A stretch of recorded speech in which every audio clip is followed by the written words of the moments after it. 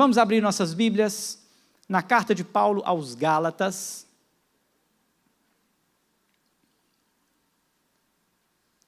Carta de Paulo aos Gálatas. No capítulo 2, nós vamos ler o verso 19, 20 e 21. Gálatas, capítulo 2,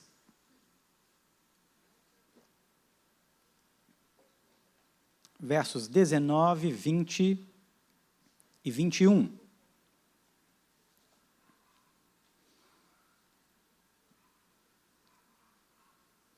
Estamos mergulhando no conhecimento de Deus e na obediência ao discipulado.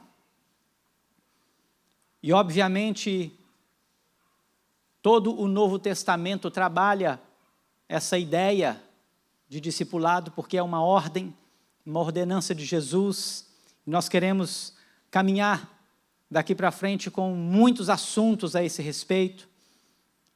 Então eu quero ler com você Gálatas capítulo 2, do verso 19 ao verso 21. Vou ler o texto, acompanhe comigo. Logo depois mantenha a sua Bíblia aberta, que nós vamos meditar aqui nesta carta, observar o que o apóstolo Paulo está ensinando aqui nesta carta. E o texto diz assim: porque eu, mediante a própria lei, morri para a lei, a fim de viver para Deus. Estou crucificado com Cristo, logo já não sou eu quem vive, mas Cristo vive em mim. E esse viver que agora tenho na carne, vivo pela fé no Filho de Deus, que me amou e a si mesmo se entregou por mim. Não anulo a graça de Deus, pois se a justiça é mediante a lei, segue-se que morreu Cristo em vão. Feche seus olhos, peça ao Senhor que fale ao seu coração mais uma vez. Pai querido, obrigado pela palavra do Senhor, palavra esta viva, eficaz, e eu peço ao Senhor que o Senhor me use como um canal desobstruído do Senhor, que a minha boca se cale, teu Santo Espírito possa comunicar as verdades deste Evangelho na nossa vida, na nossa igreja, na nossa casa, e que o Senhor derrame aqui, Deus, abundante graça sobre nós em nome de Jesus. Amém. Meus irmãos, nós vivemos em tempos de muitas distrações religiosas. Acredito que isso sempre ocorreu, porque o inimigo sempre lutou contra a igreja do Senhor. No Antigo Testamento não era diferente, na igreja do Novo Testamento não era diferente, porque nós vamos ver isso aqui um pouco nessa carta, mas hoje tem sido muito forte. Nós temos sido assolados por muitas distrações, e eu quero trazer algumas delas aqui para que você compreenda o cenário que nós estamos vivendo. E a primeira distração que eu trago aqui é o ativismo. Ativismo é aquela atividade que você faz em nome de Jesus, ou pela igreja, ou por alguma instituição religiosa, mas que Jesus não está naquela atividade. Eu vou te dar um exemplo. Imagina que você é um grande fazendeiro, então pega a benção aí, você é um grande fazendeiro, mas suas terras não são poucas não. É muito grande a ponto de você não conseguir estar em todo o território aí das suas terras, ok? E aí, de repente, alguém às margens da sua sede sai da sua casa e vê a sua fazenda e diz assim: olha, eu vou trabalhar nessa fazenda. E então essa pessoa começa a trabalhar, ela vai lá e ela começa a preparar a terra, ela começa a plantar, e ela faz todo o trabalho com afinco, ela levanta cedo, ela dorme tarde, e ela trabalha naquela terra, até que aquela terra produza. E aí chega então o momento em que essa pessoa vai até a sua sede, lá na sua casa, e diz para você assim: ô Sérgio, eu vim receber. E aí o Sérgio vai dizer o quê? Oi? Receber? Receber o quê? Quem é você? E aí, esse homem vai dizer assim: não, eu trabalhei nas suas terras, eu lavrei, eu plantei, e daqui a pouco já estará pronto para a colheita. E aí o Sérgio vai dizer para esse homem: mas quem é você? Eu não te conheço. O que você está fazendo aqui? Isso é ativismo. É esse ativismo que tem roubado a vida de muitos crentes. E é interessante porque o Tim Keller, ele diz que é possível obedecer a Deus, servir a Deus, acreditar em Deus, e ainda assim estar tentando ser o Senhor e Salvador da sua própria vida. O homem, ele pode olhar para Deus e ele pode fazer muitas coisas para Deus, mas tudo que ele faz é em prol dele mesmo. É para ele mesmo, isso é ativismo. Isso tem sido uma grande distração no nosso tempo, mas não só isso, nós temos também as experiências sensoriais. Nós estamos vivendo um tempo terrível, onde as pessoas estão em busca de experiências sensoriais, onde elas vão a cultos, onde elas vão a eventos, onde elas vão a locais, que elas querem sentir alguma coisa. Elas querem que aquele ambiente leve elas a uma outra dimensão. E muitas pessoas estão correndo em busca disso. Estão fugindo de um evangelho, onde nós oferecemos o nosso corpo como sacrifício vivo, santo e agradável a Deus, que é o nosso culto racional. As pessoas estão buscando experiências sensoriais, mas não só isso, elas estão buscando prosperidade. E prosperidade nesse sentido de uma distração, não é a prosperidade do crente que é próspero mesmo no Senhor, mas é o sucesso, é a prosperidade daquilo que cada pessoa busca para si. Então ela usa e ela quer a religião como algo que vai proporcionar a ela um sucesso em diversas áreas, seja na área financeira, seja na família, seja na empresa, seja naquilo que ela quer buscar. Então muitas pessoas estão sendo distraídas pela busca da prosperidade ou a busca do sucesso. Mas também há o entretenimento religioso. Vocês conhecem esse? O entretenimento?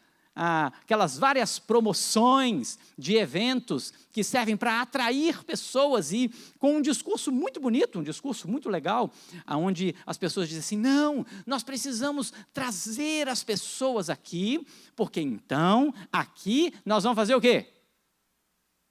O que nós vamos fazer quando eles chegam aqui no entretenimento? Nós vamos falar de Jesus para eles. E no final das contas, Jesus é a última coisa que acontece naquele momento de entretenimento. Mas tem duas coisas que têm sido extremamente perigosas, principalmente no meio presbiteriano. Uma delas é a obsessão pelos debates secundários. O que é isso? Eu tenho dito isso há muito tempo. Se você não tem ouvido todas as mensagens aqui, entra lá no YouTube. Tem a nossa página lá da igreja, você vai perceber que há alguns anos eu tenho falado aqui neste púlpito sobre o problema das discussões que acontecem nas redes sociais. Das pessoas que querem discutir as diferenças doutrinárias. As pessoas querem discutir aquilo que nos separam e elas não estão ligadas naquilo que nos une. Isso tem sido uma grande distração, principalmente para a nossa denominação. Mas não só isso, porque isso vem junto com um outro desastre, que é o conhecimento de Deus sem devoção. Na verdade, não é o conhecimento de Deus, é o conhecimento a respeito de Deus sem devoção. Vai justamente ao encontro daquele ativismo.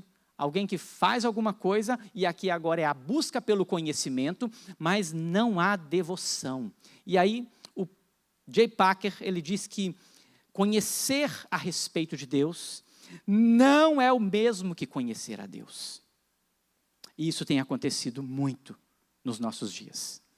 Principalmente na nossa denominação, Igreja Presbiteriana do Brasil. Discussões a respeito daquilo que não é relevante, busca de um conhecimento que Deus não está presente nele. É conhecer a respeito de Deus, mas não conhece a Deus. Essas são grandes distrações do nosso tempo. Isso tem roubado de nós a ordem que o Senhor Jesus nos deu, de ir e fazer o quê? Discípulos. Você acha que alguém faz discípulo discutindo doutrinas secundárias, irmãos? Faz, dá para fazer discípulo discutindo doutrina? Dá para fazer discípulo no meio de um entretenimento? No meio da festa? Dá para fazer discípulo enquanto nós buscamos a nossa própria satisfação e sucesso pessoal? É possível? Não é possível. Nós fomos chamados por Deus para fazer discípulos. Nós somos chamados por Deus, e o discipulado, na verdade, ele é, como o Talmud diz, ele é aquele homem que caminha com o seu mestre e pisa nas suas pegadas, sabe? Já deixou algumas marcas, já pisou na areia, deixou a pegada na areia, e aí isso é muito comum, a criança vem atrás de você, e a criança vem e quer pisar na sua pegada. Já aconteceu isso com você? Já, se você não passou por isso, é muito interessante, mas é como se fosse assim. O discípulo e o seu discipulador. O discípulo é aquele que, o Talmud diz que ele vai ser sujado pela poeira da sandália dos pés do seu discipulador, do seu mestre. E é muito interessante porque as distrações roubam a gente, roubam da igreja, rouba de você aquilo que é mais importante. Você deixa as pegadas de Jesus para pisar em outros lugares que Jesus não está, mas você faz isso em nome de Jesus. Isso tem sido um grande problema na nossa geração. Isso tem sido um grande desafio na nossa geração. Mas, irmãos, foi exatamente isso que aconteceu na região da Galácia. Não foi diferente nos tempos de Paulo.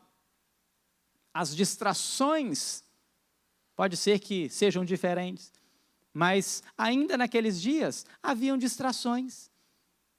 E é isso que Paulo está aqui nessa carta tratando.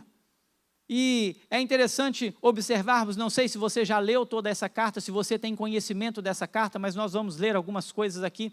Você vai perceber que Paulo escreve essa carta com um tom de indignação. Porque o evangelho que havia sido pregado estava agora sendo deturpado. Mas para que você entenda um pouco mais sobre isso, preciso que você situe aqui no contexto dessa carta. Essa carta é uma carta circular. Esta carta, ela foi escrita para mais de uma igreja. Essa carta foi escrita para 4 igrejas da Galácia do Sul. Mais precisamente, Antioquia da Psídia, Ícone, Listra e Derbe. 4 cidades que o apóstolo Paulo plantou na sua primeira viagem missionária, e você pode então consultar isso depois em Atos capítulo 13, capítulo 14, você então vai conferir ali, você vai perceber essas igrejas sendo plantadas. E algo muito interessante é que esta carta, ela é considerada o primeiro escrito do Novo Testamento. O primeiro livro, a primeira escrita a compor o Novo Testamento, antes mesmo dos evangelhos. A carta aos Gálatas, ela foi escrita por volta de 48, 49 depois de Cristo, quando Marcos, que foi o primeiro evangelho, o evangelho mais antigo a ser escrito, ele foi escrito em torno de 55 a 60 depois de Cristo. Então, a carta de Paulo aos Gálatas, ela é anterior aos evangelhos.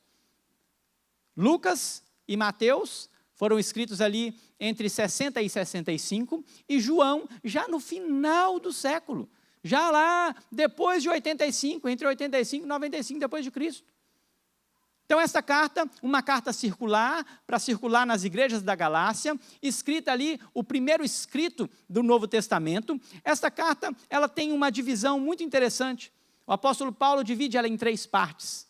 E a primeira parte é a defesa do seu apostolado. Paulo dizendo assim, eu sou um verdadeiro apóstolo. Paulo vai dizer assim, olha, eu não andei com Jesus, eu não estive com Jesus enquanto vivo, mas o evangelho que eu recebi veio do próprio Jesus. Acompanhe comigo, volte a sua Bíblia aí, capítulo 1, a partir do verso 10.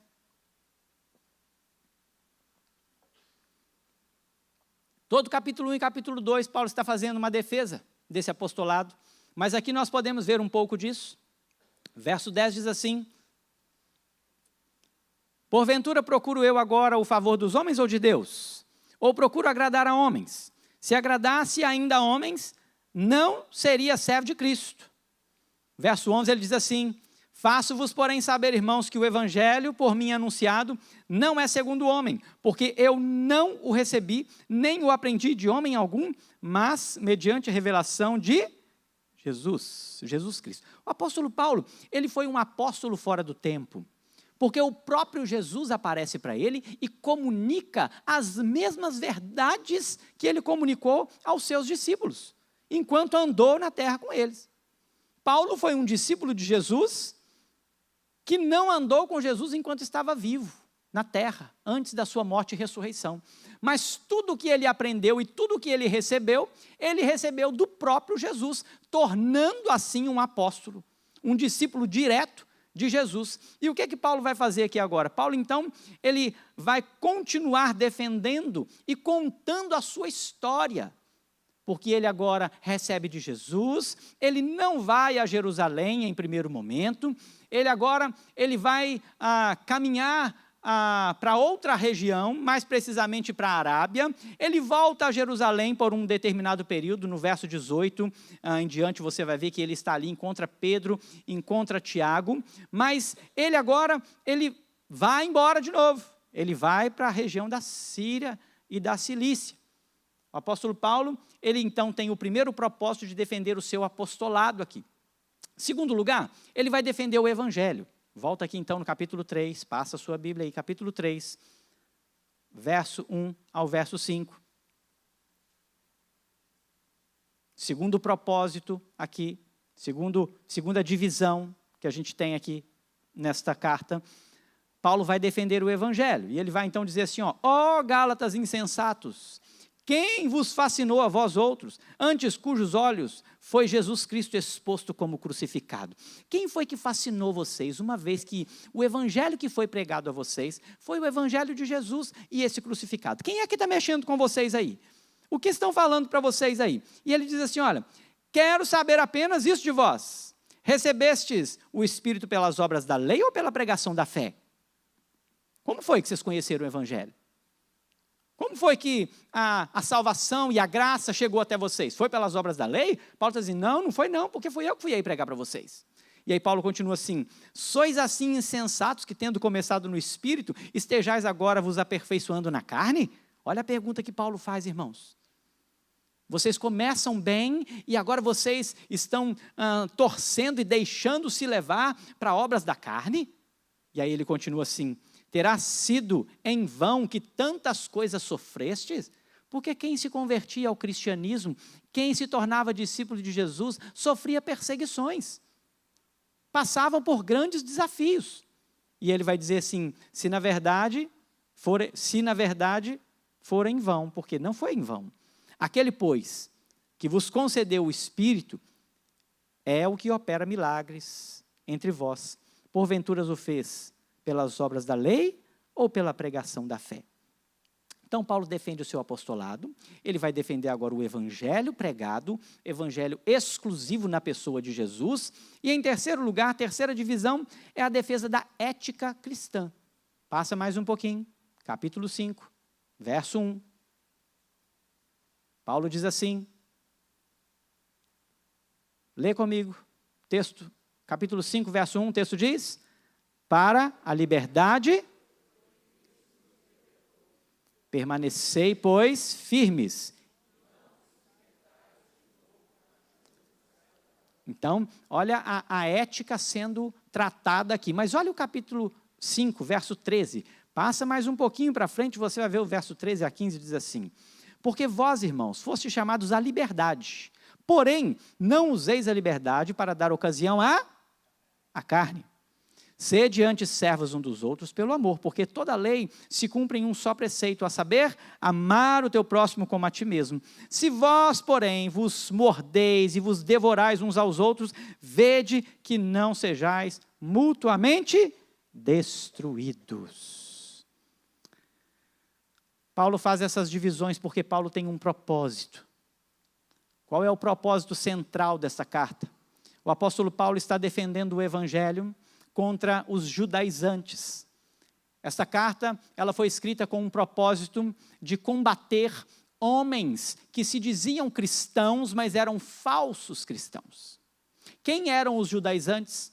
Os judaizantes eram pessoas que se diziam ter convertido ao evangelho de Jesus, mas ainda estavam amarrados e queriam ainda viver sobre obras da lei. eles ainda não haviam abandonado totalmente as obras da lei, onde eles olhavam para Jesus e não o achavam suficiente. Os judaizantes também combatiam o apóstolo Paulo, porque eles diziam que Paulo não era um apóstolo de Jesus, que Paulo não era como Pedro, que Paulo não era como João, Paulo não era como Tiago, porque não havia andado com Jesus. Mas é interessante porque a gente pode ver esse propósito. Volta mais uma vez sua Bíblia, lá no capítulo 1, você vai andar bem nessa carta aí por enquanto, antes de nós entrarmos nas lições. Capítulo 1, Paulo com aquele tom de indignação, lá a partir do verso 6, o apóstolo Paulo, ele então começa a mostrar aqui, que falsos crentes estão aqui introduzindo, mexendo com essa igreja. E Paulo vai dizer assim, então, olha, verso 6, admira-me que estejais passando tão depressa daquele que vos chamou na graça de Cristo para outro evangelho, o qual não é outro, senão que há alguns que vos perturbam e querem perverter o evangelho de Cristo. O que é que esses judaizantes queriam? Eles queriam que, além daquilo que era pregado a respeito de Jesus, esses cristãos gentios também circuncidassem. Eles não aceitavam que não houvesse a circuncisão. E eles estavam, então, pervertendo o coração da igreja gentílica. Eles estavam indo até eles para dizer, não, o que Paulo está pregando não é suficiente. E aí é muito interessante, porque a defesa de Paulo, no capítulo 2, olha que delícia isso aqui, irmãos, como que a Bíblia é maravilhosa. Depois que Paulo, então, passa em Jerusalém, e Paulo vai para a região da Síria e da Cilícia, no capítulo 2, 14 anos depois, Paulo volta a Jerusalém. Paulo volta a Jerusalém para quê? O apóstolo Paulo agora, ele vai levar para os líderes da igreja, Pedro, Tiago, João, aquilo que ele estava pregando entre os gentios. Olha o verso 2, o verso 2 diz assim, olha, subi em obediência a uma revelação e lhes expus o evangelho que prego entre os gentios. Paulo foi até Jerusalém para mostrar para eles assim, olha, o que eu prego entre os gentios é esse evangelho aqui, ó. É isso aqui que eu falo. E aí, quando nós descemos um pouco mais, lá no verso 6, o texto diz assim, olha, e quanto àqueles que pareciam ser de maior influência, quais tenham sido outrora, não me interessa. Deus não aceita a aparência do homem. Então ele está falando aqui que aqueles que andaram com Jesus, porque ele está escrevendo aos Gálatas, preste atenção nisso. Ele está escrevendo a esse povo que estava sendo ali manipulado a pensar que Paulo não era um apóstolo e que não pregava o verdadeiro evangelho. Então ele diz, eu fui até os líderes da igreja, eu mostrei para eles qual era o evangelho que eu prego, e ele fala assim, olha, esses homens, se eles eram tão importantes assim, isso não me interessa, porque Deus não vê a aparência. E ele vai dizer assim, olha, ele continua dizendo, esses digo, que me pareciam ser alguma coisa, nada me acrescentaram. Paulo não está sendo pejorativo quando trata dos líderes da igreja.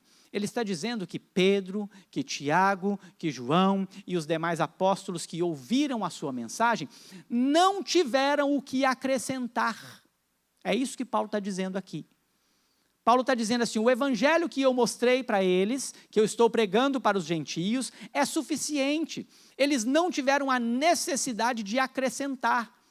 Paulo está dizendo para eles assim, olha, se houvesse que acrescentar a circuncisão, o próprio Jesus teria me falado. Eu vim aqui então em Jerusalém, fui a Jerusalém, consultei os apóstolos, contei, olha, o que eu prego é isso aqui. O que é que os apóstolos fizeram? Isso. É isso, Paulo. O evangelho que você prega é este. Não há o que acrescentar, Paulo. E o texto continua mostrando que depois que ele mostra então o evangelho e não há acréscimo, eles então, lá no verso 9, Tiago, Pedro, João, que são os líderes, reputados, colunas da igreja, eles agora impõem as mãos e eles agora enviam Paulo e Barnabé para os gentios, agora meio que oficialmente. Meio que antes disso, estavam indo pela ordem de Deus como evangelistas, agora são pastores ordenados. Seria mais ou menos aqui a ideia de uma imposição de mãos, onde eles agora são enviados como alguém que a igreja reconhece sendo pregadores de um evangelho da graça, puro e verdadeiro. O apóstolo Paulo, então, com esse propósito, ele vem mostrar para nós aqui a importância de nós andarmos nos passos de Jesus, irmãos. Exclusivamente nos passos de Jesus. A importância de nós não deixarmos que as distrações nos tirem da verdade, daquilo que realmente importa. As cartas de Paulo, todas elas são instrumentos de discipulado. As cartas de Paulo, todas elas, são ensino para uma igreja que agora precisa crescer na fé, uma igreja que agora precisa avançar na fé, uma igreja que agora precisa produzir fruto de arrependimento e crescer em maturidade. E agora, cumprir o ID de Jesus e fazer também discípulos. E pensando nisso, nos versos que lemos, eu quero trabalhar com você aqui o discipulado, ou o discípulo de Jesus, na perspectiva do apóstolo Paulo. Por que eu quero fazer isso? Não sei se você observou, mas não há menção nas cartas de Paulo a respeito desse processo do discipulado diretamente. Mas nós entendemos que Paulo está ali, no contexto da história, como alguém que está cumprindo o ID. E quando nós olhamos Atos dos Apóstolos, depois que o Senhor Jesus dá a grande comissão, então nós temos o registro histórico, Atos dos Apóstolos. Você tem os discípulos de Jesus e Paulo, um livro histórico, mostrando então como a ordem de Jesus agora está sendo avançada, como a ordem de Jesus está sendo produzida, está sendo levada às pessoas daquele tempo. E nós precisamos entender, então, que o discipulado ele não desaparece na teologia de Paulo. Muito pelo contrário. John Murray diz assim, que o discipulado é o processo pelo qual Deus molda o crente à semelhança de Cristo. Então, imagina aqui, discipulado é um processo, esse processo onde o crente está sendo moldado à semelhança de Jesus. E o que Paulo faz nas suas cartas? Não é isso? É exatamente isso que Paulo faz.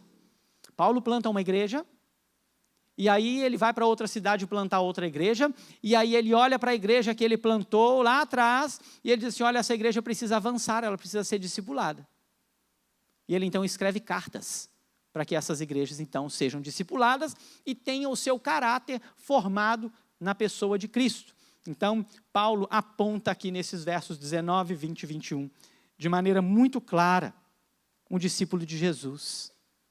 O que é ser um discípulo de Jesus? Como isso funciona na nossa vida prática? E eu quero trazer aqui 3 breves lições. E a primeira lição é que o discípulo de Jesus, na perspectiva de Paulo, ele é aquele que vence o legalismo. Você sabe o que é legalismo? Legalismo é uma pessoa que pensa que ela pode fazer alguma coisa para ser salva. Isso é legalismo. Ela tem uma lei, uma determinação, e ela utiliza então desta lei, desta determinação, o critério da sua salvação.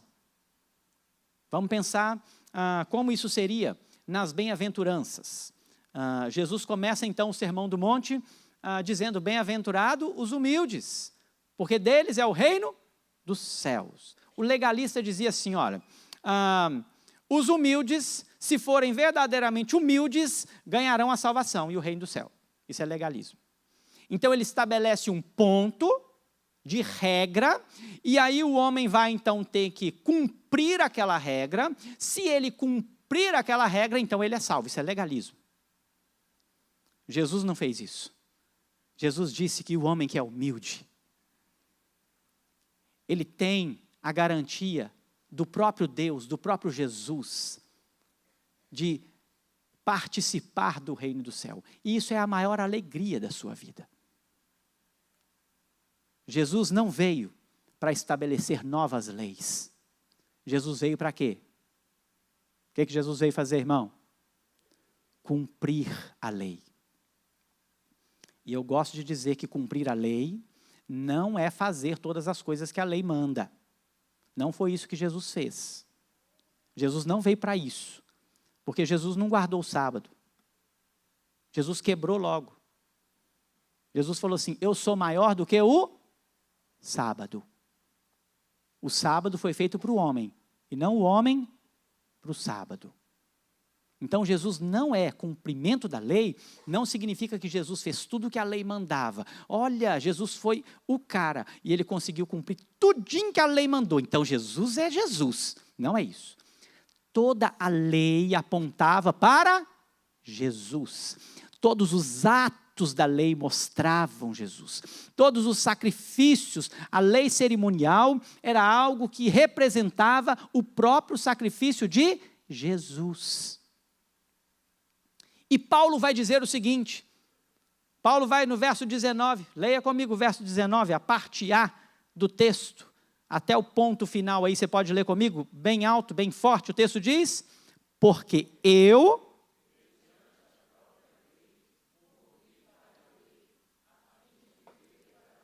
Ponto, segura aqui. O apóstolo Paulo olha para a lei e diz assim, olha, aquilo que a lei disse já foi cumprido. Acabou. E eu também morri quando a lei morreu, quando ela cessou. E quando eu morro para a lei, eu tenho um único intuito, que é viver para quem? Para Deus. Agora nós não precisamos mais da lei, porque ela já foi cumprida. Irmãos, e quando nós olhamos para esse capítulo 2, está acontecendo um negócio fenomenal, extraordinário aqui, ó. A partir do verso 11. Eu vou ler e você acompanhe comigo. O texto diz assim, olha. Quando, porém, Cefas, Pedro, veio a Antioquia, então imagina que depois que Pedro, Tiago e João já tinha confirmado o evangelho, olha, Paulo, você prega esse evangelho mesmo, é isso que nós fazemos, então segue aí. E aí Pedro agora vai visitar Paulo em Antioquia. Então Pedro chega em Antioquia e Paulo diz assim, quando ele veio a Antioquia, resistir-lhe face a face, porque se tornara o quê? Repreensível. O apóstolo Pedro agora estava cometendo erros, se tornando repreensível, o líder da igreja. Aqueles que os outros estavam dizendo que ele era maior do que Paulo. Paulo não era nada, Pedro que era alguma coisa. Pedro agora está cometendo erros e erros graves. Olha o que está acontecendo. Com efeito, antes de chegar alguns da parte de Tiago, o que Pedro fazia? Comia com os gentios. Quando, porém, chegaram, o que Pedro fez? Afastou-se. Por fim, veio a apartar-se. Olha o que Pedro fez. Pedro estava lá, comendo e bebendo com os gentios. Por quê, irmãos? O primeiro a pregar para os gentios foi o próprio Pedro. Pedro teve uma visão, e aí, nesta visão, baixavam lençóis com comidas que Pedro considerava impura, e Deus mandava Pedro comer. Come, Pedro. E Pedro dizia, Senhor, mas eu nunca toquei nessas coisas. E o Senhor dizia, come, Pedro. E então Pedro é levado a pregar a um gentio, que é Cornélio. Pedro sabia muito bem que o evangelho era para os gentios. Pedro não era ignorante com relação a isso. Mas Pedro se deixou levar pelo legalismo, irmãos. Pedro, o líder da igreja, deixou o legalismo falar mais alto. E o texto continua assim, olha, eu quero ler o texto com você até o verso 18. E o texto diz assim, e também os demais judeus dissimularam com ele, a ponto de o próprio Barnabé ter deixado levar pela dissimulação deles.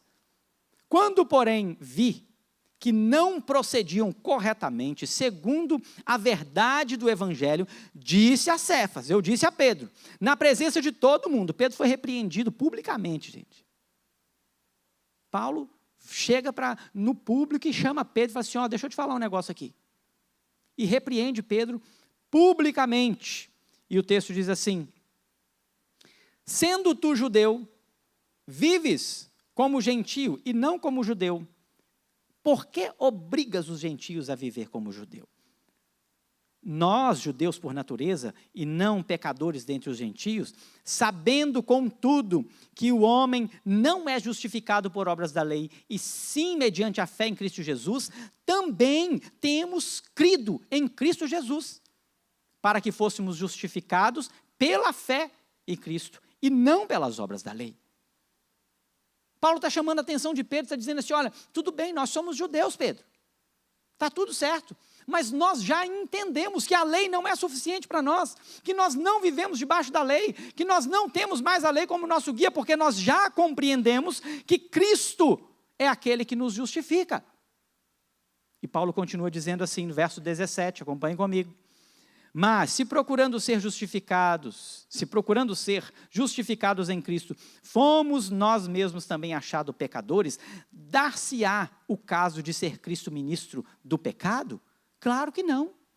Então, nós que éramos judeus, nós somos encontrados também pecadores, então porque nós éramos o povo escolhido de Deus, então Deus, Jesus é ministro do pecado? De jeito nenhum. Porque todos são pecadores. Todos se extraviaram, a uma se fizeram inimigos de Deus. Paulo continua dizendo, porque se torno a edificar aquilo que destruí, a mim mesmo me constituo o quê? Transgressor.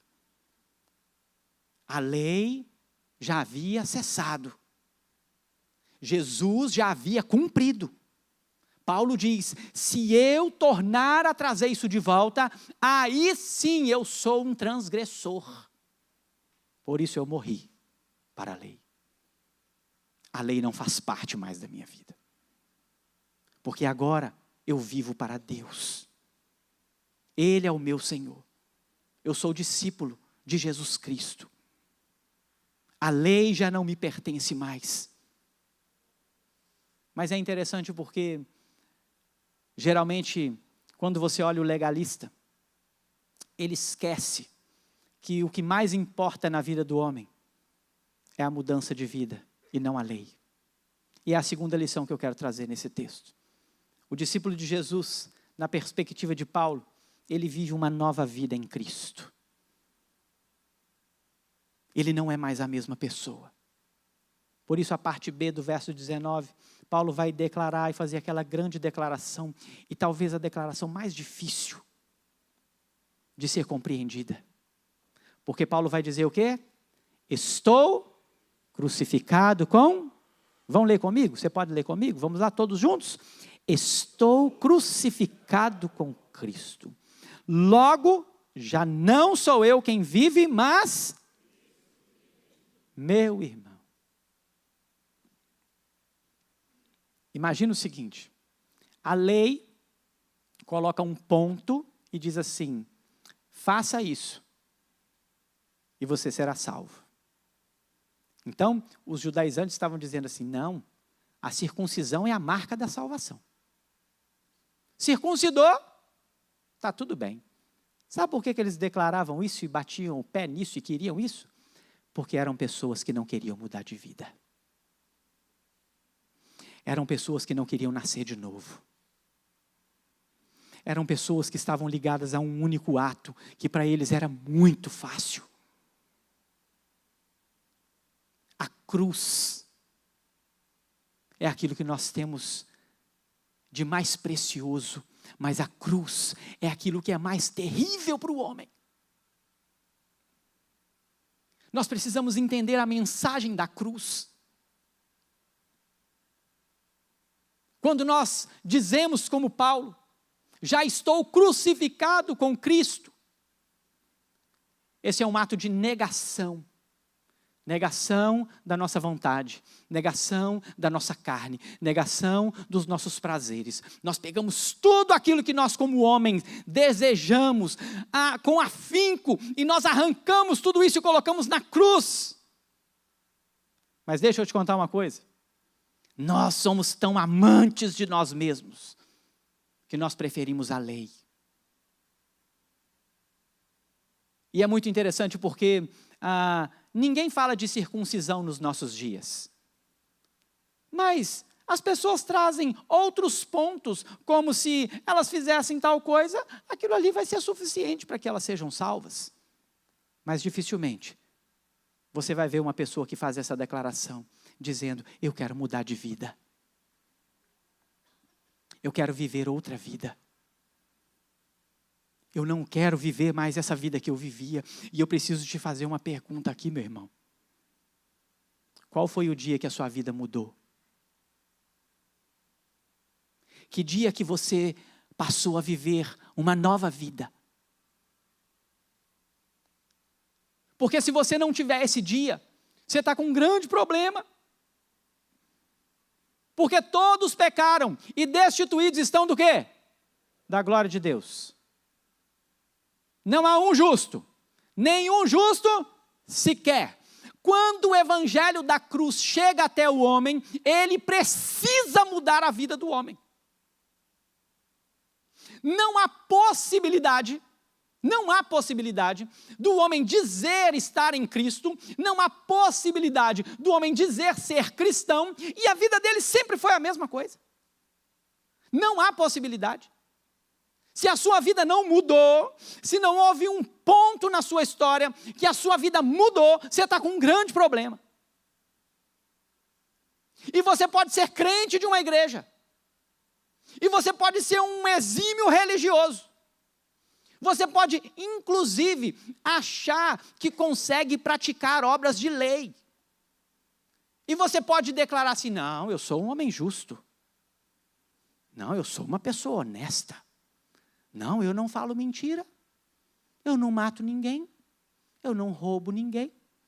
Eu ando pela rua, pela sociedade, sou uma pessoa bem aparentada. E você pode então pensar que estas obras são suficientes para a sua salvação.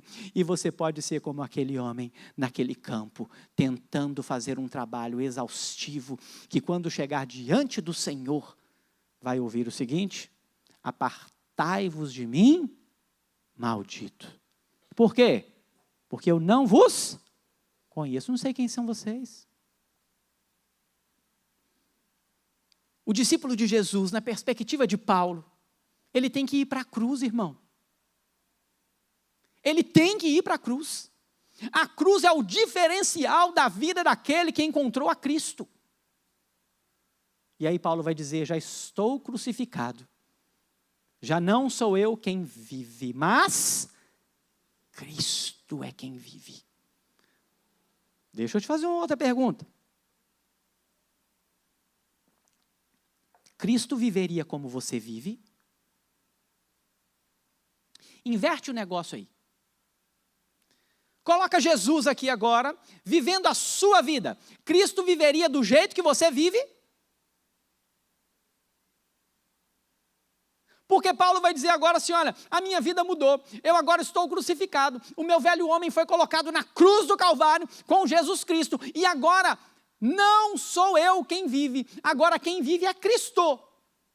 Isso quer dizer que Cristo não tem que andar como eu ando, mas eu tenho que andar como Cristo anda.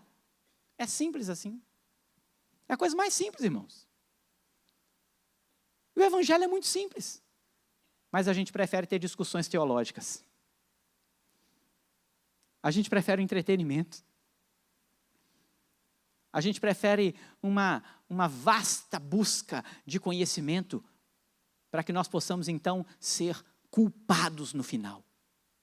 É isso que o homem tem preferido. Mas Paulo vai mostrar que um discípulo de Jesus, então o legalismo não serve para ele. Esse discípulo de Jesus, ele agora tem uma nova vida.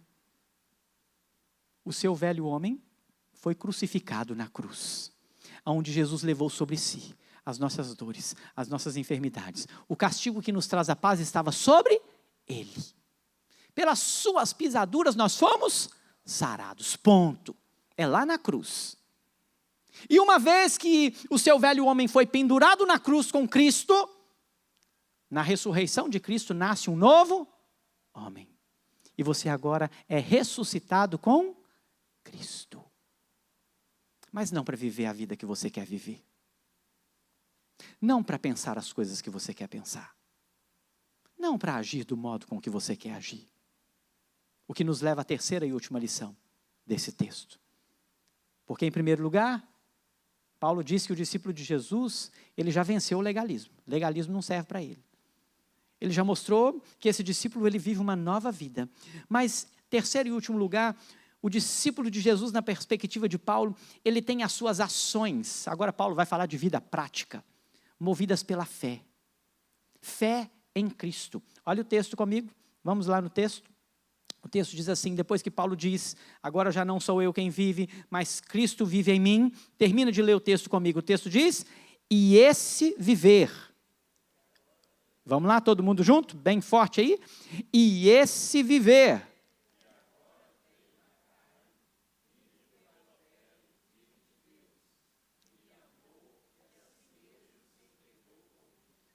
Esse viver que agora tem aonde, irmãos? Na carne, prática. Esse homem aqui, ó, que agora está vivendo, que está andando, que está falando, que está se movendo. Esse homem aqui, aquilo que é prático, aquilo que é a sua vida, o seu cotidiano, aquilo que você vive agora é pela fé. E eu acredito que esse é um dos grandes problemas de uma igreja pós-Cristo. Nós estamos vivendo um tempo de uma igreja pós-Cristo. A igreja do século 21 é uma igreja que Cristo ficou para trás. E não há fé se não for em Cristo Jesus. A fé que nós temos, ela é em Jesus. E isso precisa mudar a nossa prática, o nosso viver diário.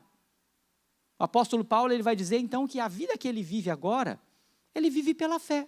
Mas nós, seres humanos, e por isso João Calvino vai dizer que o coração do homem é uma fábrica de ídolos. João Calvino diz que nós fabricamos ídolos, porque o homem não consegue viver sobre aquilo que ele não pode pegar. O homem tem que criar alguma coisa para ele pegar. O homem tem que criar uma regra para ele seguir. Nós olhamos para o Antigo Testamento e vemos o povo de Deus. Moisés, e é tão interessante, irmãos, que se você ler o texto lá, você vai se assustar, porque Deus fala ao povo na montanha, o fogo está pegando naquela montanha, e o povo está aqui embaixo vendo aquilo. Depois você olha o texto lá, lê o texto lá, que você vai perceber. E Deus está falando com o povo, mas Moisés demora, e aquilo não foi suficiente para o povo querer um negócio palpável. Aí o povo chama ali os companheiros de Moisés, fala assim, aqui ó, a gente não sabe o que aconteceu com Moisés não. Faz o seguinte, levanta um bezerro para nós aí, que nós estamos a fim de adorar. Ó como é o coração do homem. Fábrica de ídolos. A pregação não está suficiente não, pastor, vamos criar um negócio aí diferente, que esse negócio está muito fraco. Vão inventar uma moda nova aí. Vão colocar um negócio diferente aí. Ídolos. Nós precisamos dos artistas, nós precisamos dos fenômenos. Nós precisamos ouvir pessoas que têm a sua página com tantos milhões de seguidores. É esses aí que nós queremos. Ídolos. Nosso coração é uma fábrica de ídolos. E Paulo vai dizer que o discípulo de Jesus, ele não anda por aquilo que ele pode pegar. E Paulo não diz só aqui. É interessante porque lá em Atos capítulo 17, quando Paulo está no Areópago, quando Paulo está em Atenas, e Paulo então descobre ali aquele altar escrito ao Deus desconhecido, o apóstolo Paulo então começa a mostrar para os atenienses que aquele era o Deus que ele servia, ele queria apresentar esse Deus para eles, e aí Paulo vai dizer assim, olha, esse aqui é o Deus criador do céu, da terra, do mar, e tudo que neles há, e aí Paulo finaliza dizendo assim, olha, nele, verso 28, capítulo 17, nele vivemos, nele nos movemos e nele existimos. Paulo vai dizer que Jesus Cristo é a razão da nossa fé, porque é nele o nosso viver diário, as nossas atitudes, o nosso comportamento, a nossa fala, o que nós ouvimos, como nós agimos, precisa estar em Jesus, porque nele nós existimos. Nós não morremos para a lei? Nós agora não estávamos na cruz e o pecado e o velho homem não foi morto na cruz. Nós agora não ressurgimos com Cristo.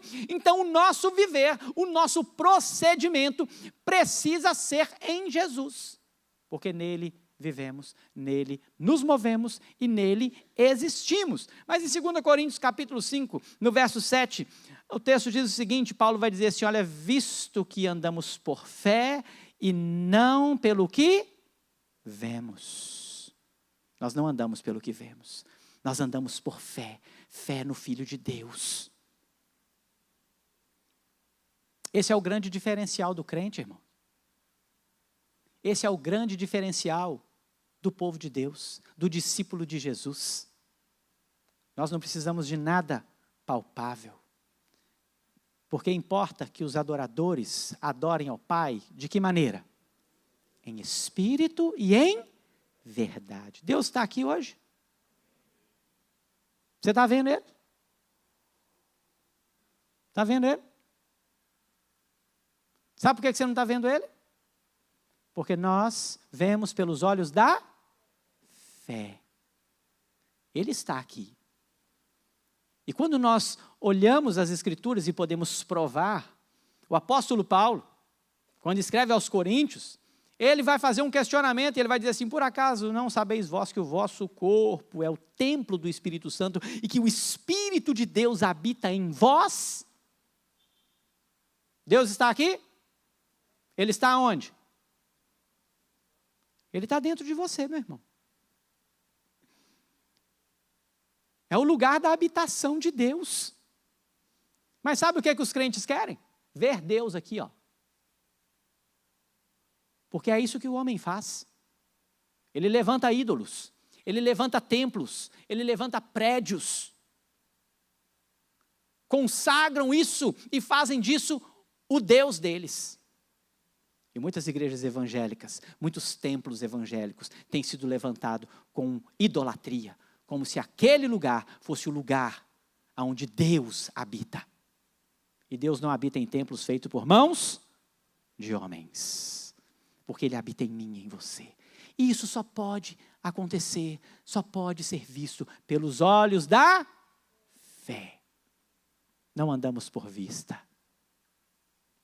Tem uma canção mais contemporânea, né? Que não caminhamos pelo que vemos, o que nos move é o que nós cremos, né? Mas tem uma bem mais antiga, que diz assim, não olha a circunstância, olha o seu amor, seu grande amor, não me guio por vista, alegre estou, gostoso, hein? Fui longe, hein, Andréia? Coisa boa. Nós não somos guiados pelas imagens, por aquilo que o homem cria. Nós somos guiados pela fé em Cristo Jesus. É isso que faz um discípulo de Jesus. É isso que quebra o legalismo. É incompatível uma vivência pela fé ligada ao legalismo. Não vai colar, não rola, não tem como. As duas coisas não andam juntas. É incompatível uma pessoa que morreu com Cristo, foi crucificada com Cristo e agora ressurgiu com Cristo, querer voltar às práticas da lei. Querer estabelecer princípios humanos para definir a sua salvação. Não tem como, não tem condição. E o apóstolo Paulo conclui, e eu quero concluir nesse texto, aí no verso 21. O verso 21 diz assim, leia comigo todo o verso, bem forte, alto e bom som. O texto diz, não anulo a graça de Deus, pois...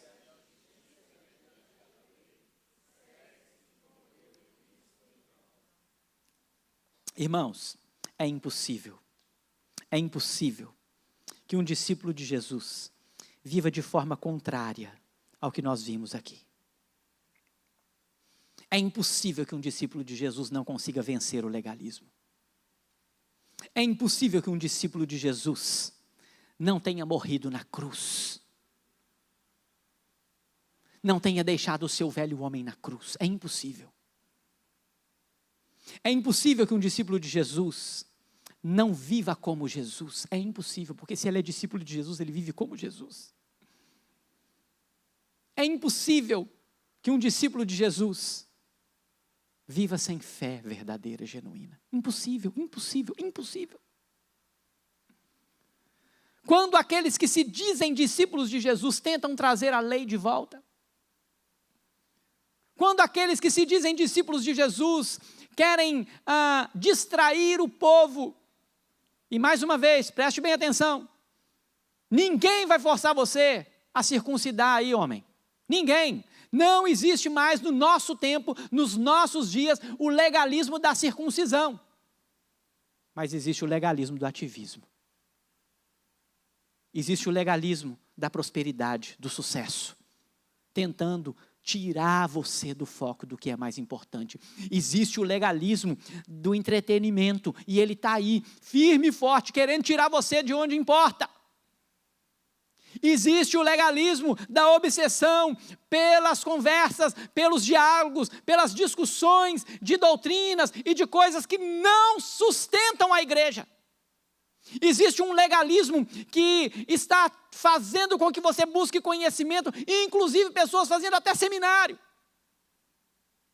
mas não conhecem Deus, o Senhor, Jesus, não tem devoção. Você quer conhecer a Deus?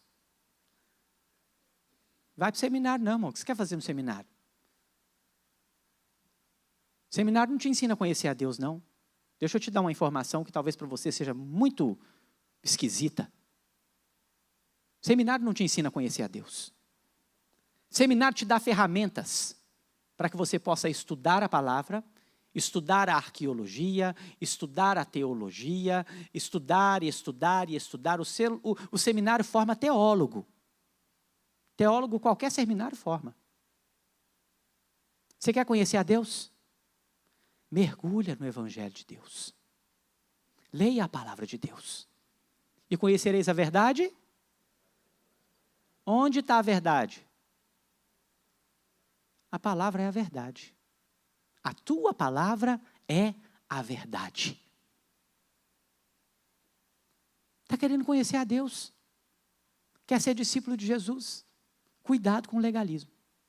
Cuidado com a distração. Cuidado.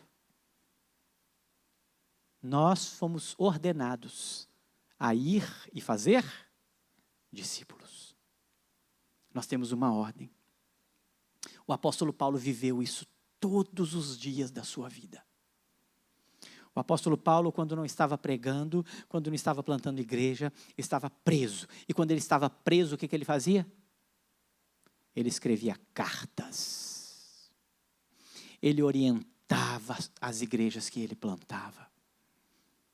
O apóstolo Paulo, ele tinha um objetivo, e quando você olha o objetivo de Paulo na sua vida, no livro de Atos, você vai perceber que Paulo tinha um objetivo de chegar aos grandes. Ele queria chegar aos principais de Roma, e ele chegou. Como que Paulo chegou em Roma? Quem sabe? Preso.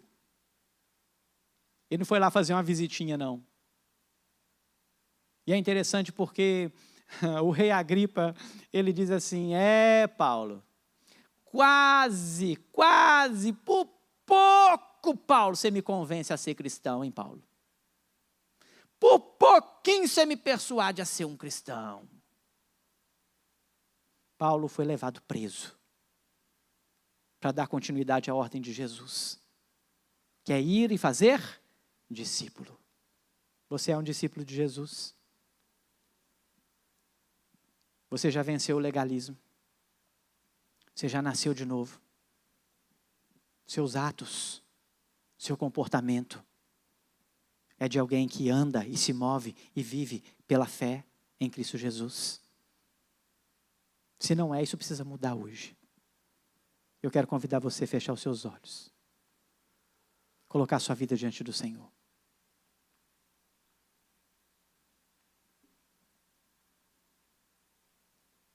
Nós somos o povo de Deus. Mas nem todo aquele que diz Senhor, Senhor entrará no reino dos céus. Não seja esse. Seja alguém em que o Espírito de Deus,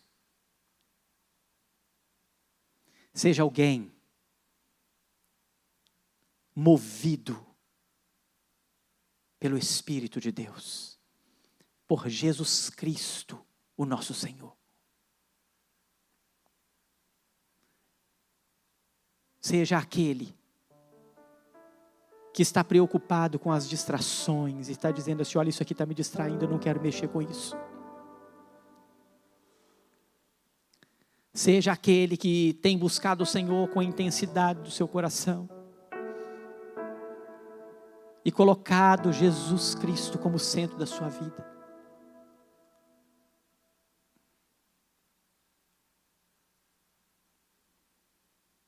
Seja aquele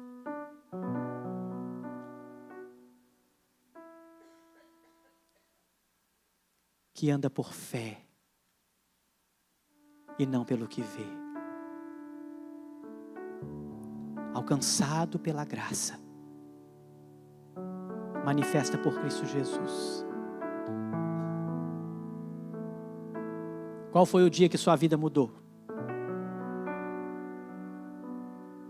Se esse dia não aconteceu, clame ao Senhor e fala: Senhor, eu preciso que a minha vida seja mudada. Será que você é um bom teólogo?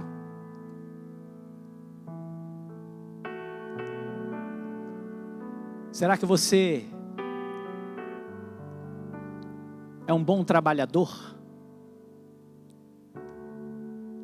Cuidado para que isso não seja uma distração. Cuidado para que a sua teologia e o seu trabalho não seja algo realizado sem Deus. Não seja aquele trabalhador da fazenda que não fazia parte dos empregados da fazenda, que simplesmente achou que poderia trabalhar e trabalhou com afinco, doou a sua vida, mas quando chegou diante do Senhor da fazenda, ouviu um: não te conheço, não sei quem você é. Toma cuidado. O Senhor nos chama a andar com Ele. O Senhor nos chama a ser discípulos dEle. E quando nós somos discípulos de Jesus, nós não somos movidos pela circunstância. Quando nós somos discípulos de Jesus, nós não somos movidos por aquilo que nos agrada. Porque como Paulo mesmo disse, aquela igreja, a igreja da Galácia, ela foi plantada em meio a sofrimento.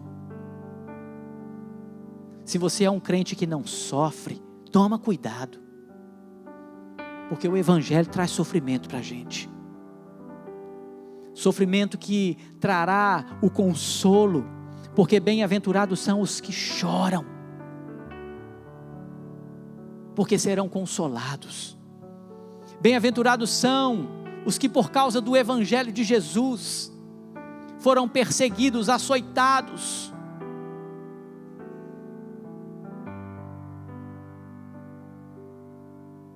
Coloque a sua vida diante do Senhor, porque o Senhor tem chamado a mim e a você a sermos discípulos dEle. Discípulos fiéis e verdadeiros. Pai, obrigado por essa noite, Senhor, pela palavra do Senhor. Verdade do Evangelho, capaz de mudar a nossa vida, de transformar a nossa história. E eu peço ao Senhor que nessa noite, isso seja fiel e verdadeiro no coração de cada pessoa que entrou aqui, Senhor. E que o Senhor faça de nós discípulos e discipuladores. Faça de nós homens, mulheres, que atendem ao chamado do Senhor de maneira integral. E livra-nos das distrações, em nome de Jesus. Tem misericórdia. Livra as nossas famílias das distrações, porque o Senhor Jesus está às portas. O Evangelho precisa ser pregado em todo o mundo, e o Senhor disse que isso vai acontecer, e então virá o fim. Usa-nos como instrumento, Deus, dessa pregação. Faça de nós discípulos verdadeiros, para que possamos então, naquele grande dia, encontrar com o Senhor e receber do Senhor: servo bom e fiel, entra para o gozo do teu Senhor. Foste fiel no pouco, sobre o muito te colocarei. Que o Senhor encontre os dispenseiros do Senhor fiéis, obreiros que não têm do que se envergonhar e que manejam bem a palavra da verdade. Coloca desejo no coração da sua igreja de ler a sua palavra. Coloca desejo no coração da sua igreja de conhecer a verdade escrita nesse livro tão precioso. Que a gente não desvie nem para a direita e nem para a esquerda, mas possamos, diante dessa palavra que é a verdade, olhar firmemente para o Senhor Jesus, autor e consumador da nossa fé. Leva-nos em paz a uma semana poderosa, uma semana preciosa, guardado, protegido pelo Senhor, livres de todas e quaisquer distrações, em nome do Senhor Jesus, e possamos andar com fidelidade por aquilo que nos move, que é a fé no Senhor Jesus, para a honra e glória do seu nome, que o Senhor seja glorificado através de nós.